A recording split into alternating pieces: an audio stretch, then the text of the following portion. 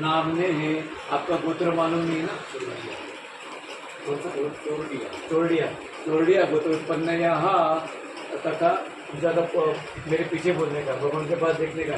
मम आत्मना श्रुति स्मृति, इसका मतलब क्या है?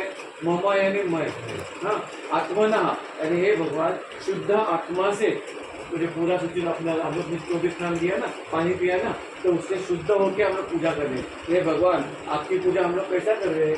पूरा शुद्ध आत्मा से कर रहे हैं। आप वो स्वीकार कर लीजिए और आपके आशीर्वाद, आपकी कृपा दृष्टि हमेशा हमसे बनाए रखिए। उसका ये सब उसका मिलेंगे आगे का, ठीक है? बोलने का मम आत्मना श्रुति स्मृति पुराण फल प्राप्त्यर्थम अस्माकं सह कुटुंबानां सह परिवाराणां क्षेम धैर्य आयु आरोग्य ऐश्वर्य प्राप्त्यर्थम